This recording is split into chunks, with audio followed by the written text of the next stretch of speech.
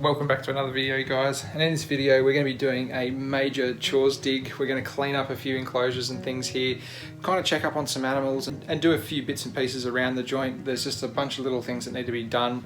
I'm not going to really be getting into any backgrounds or anything like that at the moment. It's more just maintenance, and this is the real important stuff to keep your animals happy and healthy. And I'm going to start off with a few little updates and show you a few things that are going on, and let's just hook into it.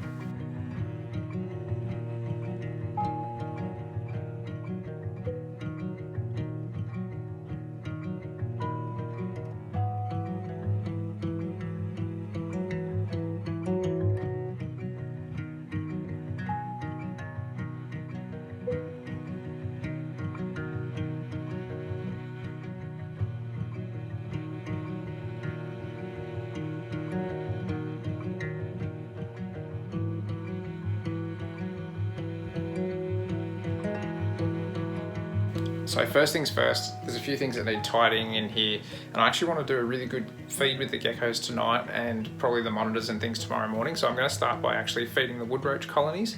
And I've just blended up a big tub of dog biscuits, so there's a whole bunch of food there for them to be able to easily eat. So I'm going to do that first. Let's get down to these colonies and have a little bit of a look at them and see how they're kind of tracking, because food's food, right? And you need to feed your food, otherwise your animals aren't going to be happy with you if they're not getting what they need.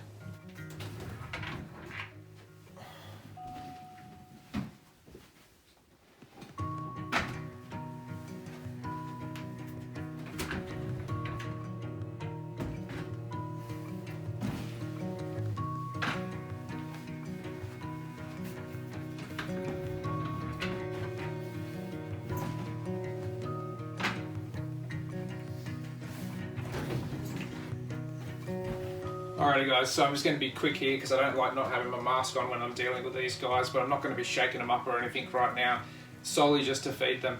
So on this morning's menu, pretty simple stuff. Going to do a chunk of carrot. This is kind of like a staple for these guys. I do tend to put the carrot just on top of the cardboard somewhere, and I only do a little bit at a time just because they tend to be able to eat it all very quickly rather than letting it kind of rot inside the tubs here. And what I do as well is I put dry food varieties, so sometimes I do seeds, sometimes I do rat pellets and things, and I just put them in a little tray like this inside of the tubs. But for the moment I've just gone and, so I just cracked out the NutriBullet that I never use, and I blended up a whole bunch of dog biscuits. So this is going to be way easier for them to actually break down and eat because it's already kind of, the hard work's done for them, right? Like they've got the powder there, they can just kind of nibble at it on their leisure. So this is going to be an easy way to kind of just feed them a bit of good stuff, a bit of dry food. They can kind of just get into it in a powdered form. They're already starting to attack these carrots, but give it a half an hour and this thing will just be swarming with roaches.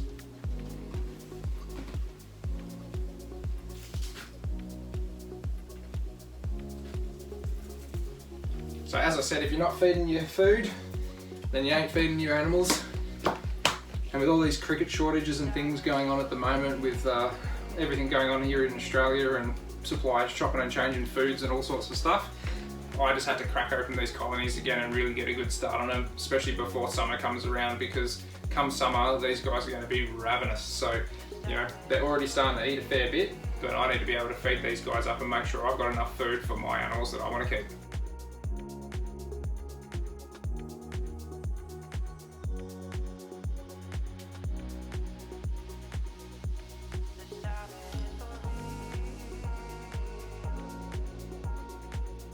Okay, so now that they're fed and they're waiting to go back up the top there, I want to actually hook into the hopping mice in particular, give them a good solid clean because they're getting pretty filthy. Again, I've still got way too many animals in there at the moment, and I'm waiting on somebody to essentially take a good third of them away for me. So hooking into those, and I'm also going to go through, tidy up some water bowls, just do a bit of spot cleaning in general in this room and just give it a good freshen up. And then we're going to get into some other stuff that we haven't really seen on the channel here for a while.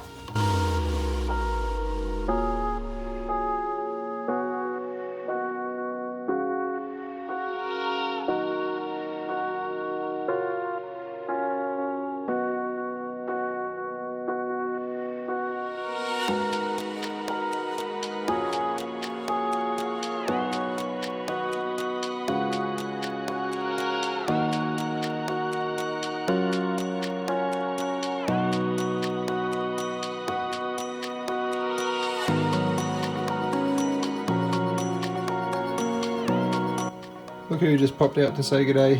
One of the little helmeted geckos, the Diplodactylus galliardus. Man, stunning little geckos, hey. Absolutely loving these little guys. Awesome little species, and yeah, digging their setup. It's pretty dang cool. I really like this succulent that's kind of growing through it all as well. And these guys like to hide amongst it. See you, dude.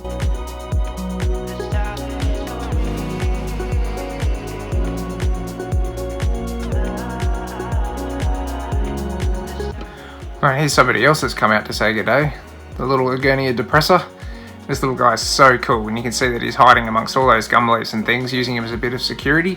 And he's right next to his hollow log there too, so if he wants to duck away, he sure can.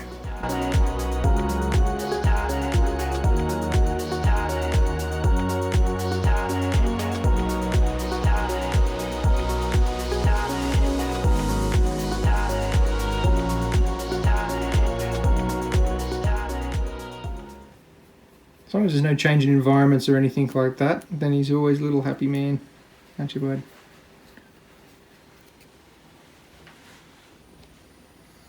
How good's this little lizard? He's such a friendly little guy. I love giving him a bit of a scratch. He seems to like it as well. Beautiful little lizard. His big frill. Sometimes I help him out, just getting out the little bits and pieces of it amongst it. He gets little dry bits of shed caught in different places. Yeah. You're alright, mate. You're alright. I'll stop stressing you out. I'll leave you alone now.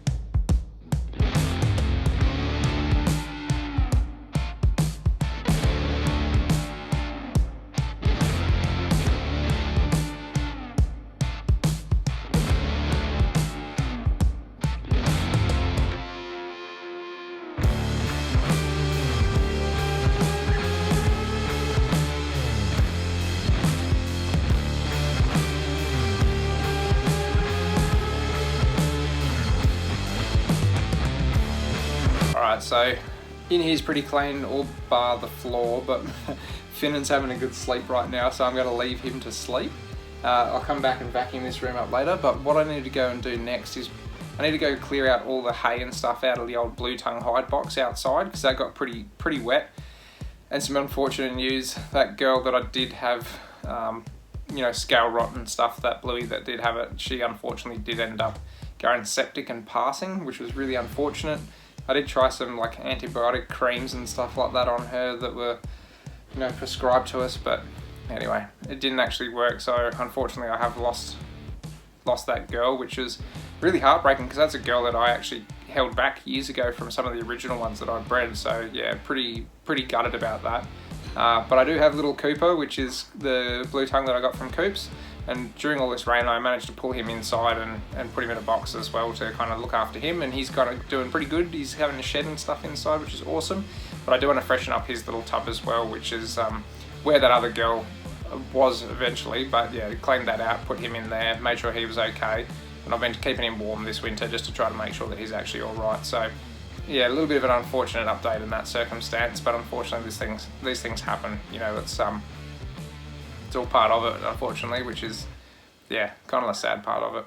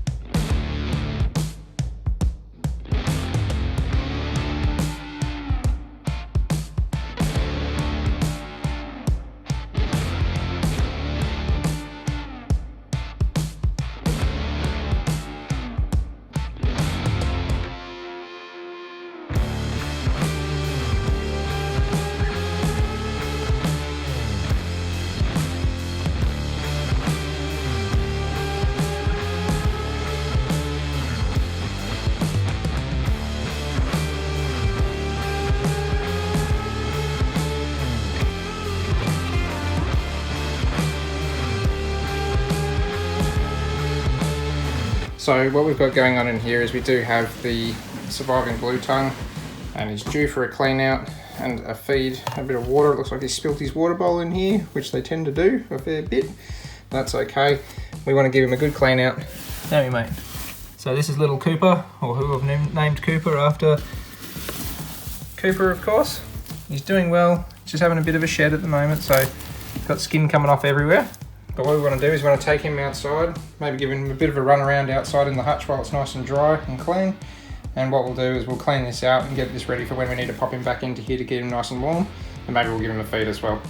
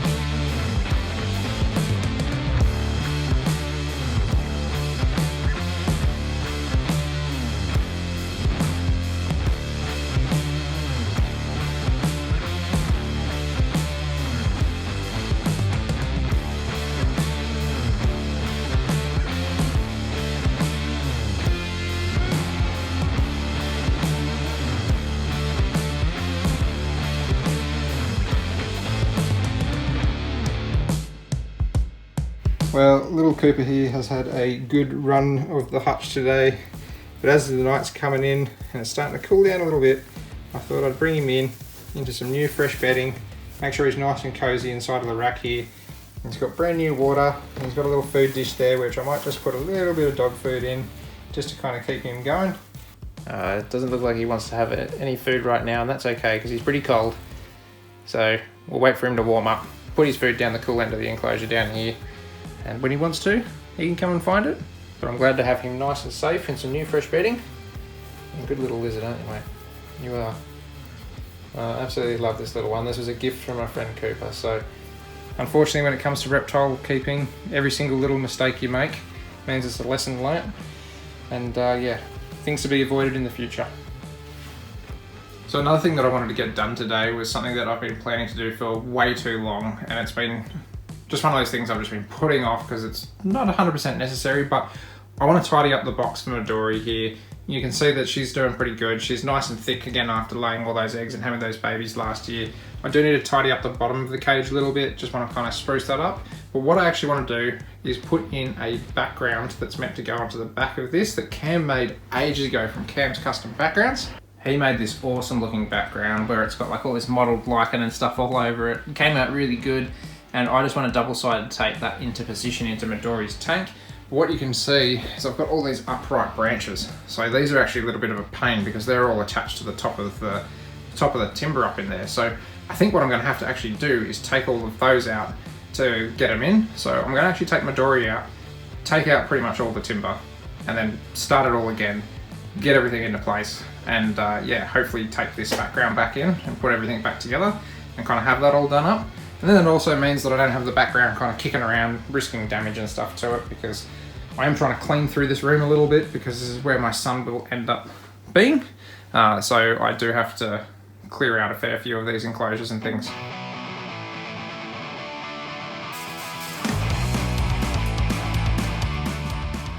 Well, it's been a little while since I've had Midori out for a bit of a check over, so it's good to kind of do this. I don't play with my green tree pythons a hell of a lot. I don't see them as that kind of species where you want to interact with them all that often. You know, they are a bit more sensitive and things. So I'm going to take the opportunity to not only show you guys this beautiful, beautiful python of mine, but also just to kind of hang out with her for a sec, make sure her muscles are doing what they should be doing. And she does feel fantastic compared to what she was after the babies and stuff were hatching in between her coils. Man, unreal condition boost. She's pretty much back to where she was, but maybe a little bit leaner, which wasn't a bad thing because she was quite a heavy snake. So for a green tree python, you don't really want them too heavy. They are supposed to be thin, kind of muscular snakes that go up and down from the canopy all day. And I think long term what I might end up doing is I might end up putting her into the big 4-foot box below, which, well, Wasabi's in, and because he's a bit smaller, I might put him up into her box. So I think that's probably a good idea, just so that she's actually got a bit more space to hopefully utilise. And yeah, I think that might be a bit more fair on her. So how cool is that though?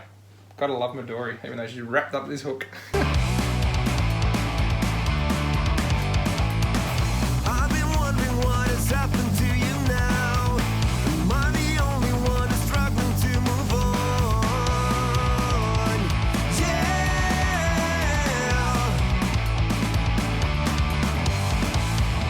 Guess I thought that this was meant to last. Now I wish I was still living in the past.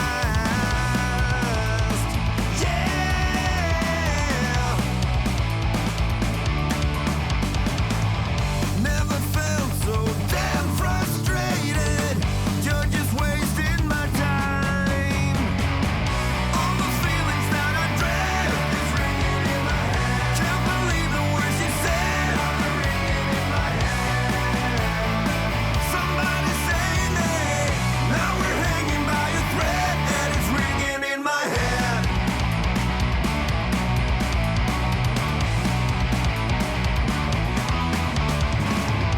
All your friends are now my enemies. Always tell you what to do. Can't keep up with all the bullshit they're throwing your way. Always looking for the easy way. Now they're walking over you. Yeah.